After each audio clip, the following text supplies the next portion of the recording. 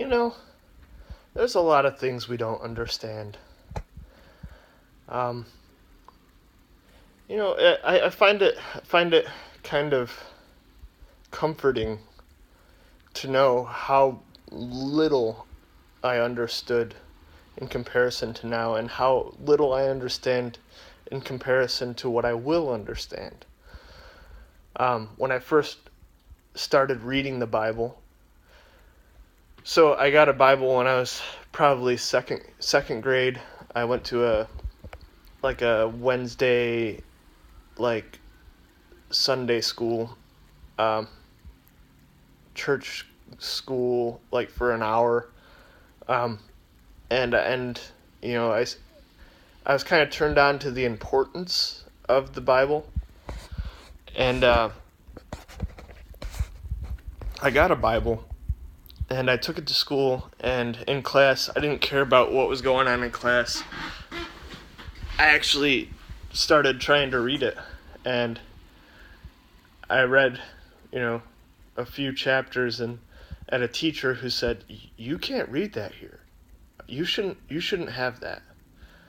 And I was like, "All right." So I was like, I decided I'm not gonna read then. If I can't read what I want to read, I won't read. So I went through all of school, um, not reading a single book, struggling to even take tests because my reading level was so low. Every time I did try to read, it was like I would read a sentence and forget it, or read a sentence and my mind would start to wander right away, and I would start like daydreaming about something totally irrelevant. And I would just be frustrated, and I would give up so quickly. And I had some reading comprehension classes, some special classes that kind of helped at certain points. Um, but still, it was a struggle. And I graduated by the skin of my teeth, and um, for a few years I was working at a cheese factory, and I had a friend who knew the Lord, read the Bible a few times, and was on fire for Christ. And he would have verses laid out on his table every day, like a new verse, and I would come by and kind of sneak a peek, like I don't know what that is, and sometimes I'd approach him on it, which was like a win for him, but I had no clue what was going on, and he would explain to me things, and I would humble myself to the point of asking, "Oh, what does that word mean? What does this word mean?" And it was like my reading level was down here when I needed a reading level up here to understand it. And little by little, he just kind of brought me up, and he bought me a Bible for my birthday, one year, and I took it home, and I was like, "Thanks, this is great." And it's actually this Bible over here. Um, and now you can see it's beaten up. It's got tape on it. The pages are kind of roughed up, and because I've got to the point where I could actually get into it, but I was into a bunch of strange doctrines on New Age websites and stuff like that, and trying to achieve something with but avoiding Christ. And eventually I got to the point where I was like, okay, I trust in Christ. I don't know if it was from YouTube and from just my friends' influence, and I decided, well, it's time for me to try to read, the Bible. And I told him, I was like, I think I'm game on this.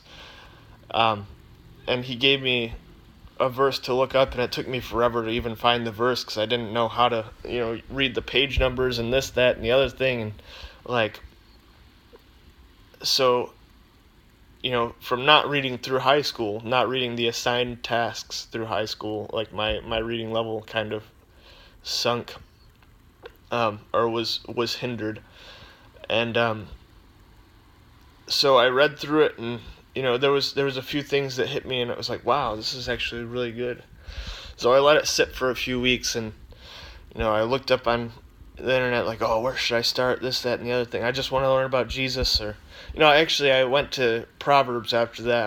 I wanted wisdom, and it said that Proverbs is the book of wisdom, and short sayings that I could kind of take my time on and be like, oh, what does this mean? And I had this earnestness and this real desire to know what was being said. So after that, I got a dictionary, and I didn't have my internet for some reason at the time, and my phone had broke. So it was me, a Bible, and a dictionary. And so I'd be reading, and every 2 to 4 words, I'd be like, well, I think I know what that is, but I need an exact, reference. So I'd go to the dictionary, and it would take me hours to read, short passages, and then I would kind of come away thinking like, wow, now I'm truly enlightened. I know the truth of this, that, and the other thing, and I had a very juvenile understanding, but that was a building block, and eventually I got to the point where I could actually read, and I could go, for a few a few paragraphs, and then I need, the dictionary again, and I could focus in, like I was meditating at the time and stuff like that before that, so I was getting mindful, clearing distractions, kind of, turning away from, letting my own imagination kind of go away, and I come back to exact focus in the moment, and I could read it, and I was like, well, Jesus, what are you trying to say to me? Like, and I would read through something, and you can get there's so much wisdom condensed into a small thing, so you could get one understanding that applies to your life, and that it gives you this understanding where it's like, okay, this is a place to start. It's incorporating into my life. I look at, if you taught someone to read, and then you put them in a room by themselves for years with just a book, they could read, say it's the Bible. They could read the Bible 100 times, just knowing how to phonetically say the words and, get the words into their head. But if they don't have life experiences, if they don't have examples, they're not going to know what it means. They're just going to know the words. And I think that's important for knowing the words. And that knowledge comes in, once it becomes understanding, it's like a seed that's planted. The knowledge is, the word is like information. When it's planted into your mind, that becomes knowledge. You know what it's saying. Then when it comes to understanding and you get it, then it germinates and it starts to grow. And then when it comes forth, comes out of the soil, it produces wisdom, and that wisdom produces fruit, which is actions and outcomes and things that happen in your life, and you can start making decisions and what to eat and what not to eat, what to cut away, what to prune. And it's a process. Nothing grows overnight. Nothing grows. You can't grow an apple tree that produces fruit overnight. It takes time, and with that there's perseverance and patience and a sense of, okay, I don't know everything right now, but Lord, reveal this to me. And he'll give you things to transform your immediate life, things that are like hot topics on your life, like, oh, this is a problem, I've been avoiding it, like, oh, okay, I'm going to try to make an action, I'm going to try to turn away from that, I'm going to change my behavior maybe. And eventually you start to get transformed by the renewing of your mind, not conformed to the way you've been and the way the world works and acts. Because there's definitely a split between the worldly way in darkness and then the way of light and knowledge and understanding and love. So, if anything, stay encouraged. Even if you decide, like, well, I'm not going to understand this, it'd be a fun challenge just to be like, okay, I'm going to read a paragraph. And you could start in Matthew. And be like, if my mind goes to East Jesus Nowhere, okay, I'm still making that effort to read, and eventually, you'll start to hone in on it, and it's a process, and I think you'll be better because of it. I certainly have been. So hopefully that encourages you. I know a lot of people struggle with, like, I don't know what the hell that's saying, or what in heaven's name that's saying. I don't know what it means. But that's not a chain that can hold you when you truly decide, Jesus, I want your freedom. I want to be liberated. I want to know. And there's a desire involved. There's and seeing your life and seeing your reality and seeing, like, wow, I did this and it's been plaguing my life for years. All my thoughts have been, transformed by that one thing in my past that really messed me up. Now I want that to change. I want to stop, and I want it to lose its power over me. And so you find forgiveness and find, that your sin is truly forgotten.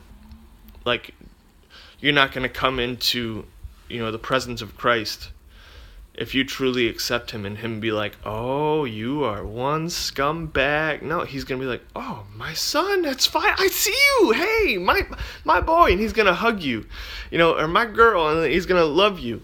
We're the bride of Christ, and if you remember to bride on all the wrongs, you're not going to be a good husband. And Jesus is a good husband.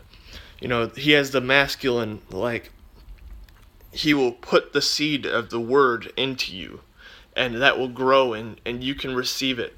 It's not feminine to receive, and it's not weak or dumb to be receptive to that. And you truly are, you're better than you would think. You're better than what the eyes of the world would think. You're better than what, a judgmental person or someone who judges you based on your action. Like, you can be transformed. You can be a new person, and that's no longer a chain on you. That's falling off, and you're new. Be whole, be loved. You're worthy. You are forgiven. You are acceptable. I accept you. I love you, and you're capable of learning, you're capable of loving, and you're capable of change, and you're capable of being the best you. Thank you. Have a good one.